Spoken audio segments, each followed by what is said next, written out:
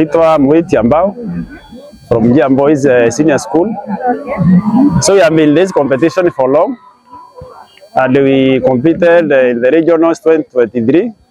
We finished number 6. We were back 2024. We were able to finish being number 3.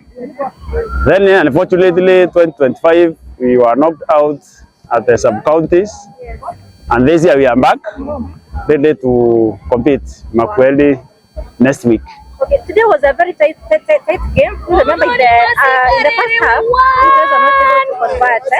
But I don't know what you told your boys at halftime. Because in the second half, they have been able to convert. Half would want to be any halftime. 1-0. So first half, we played the game of the opponent, which was mostly aerial balls.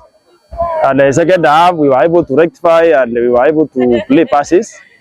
And that is why we were able to get some corners and convertible chances. And finally, we arrived. Yeah. One thing that I have really loved about you is that you guys are very solid at the back.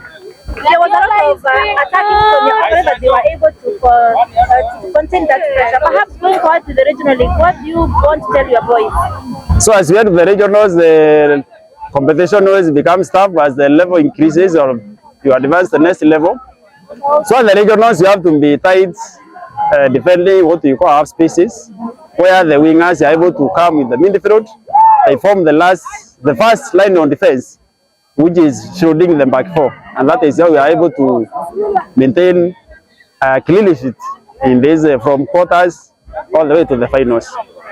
Your boys have made you proud. Perhaps your boys have made you proud. Perhaps yes. One message for your boys for today's performance?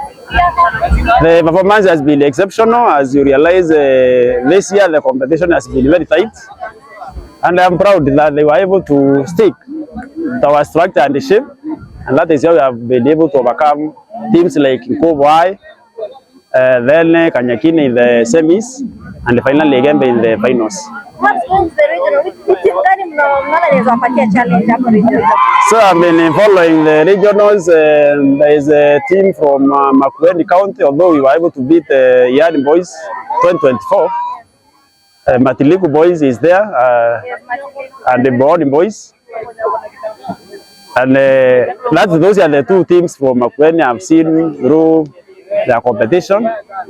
And especially Matiliku is a team to record with, and also Muimbiruri is another obstacle. But we have been there for 2 times now. This is the third time. We will be able to manage.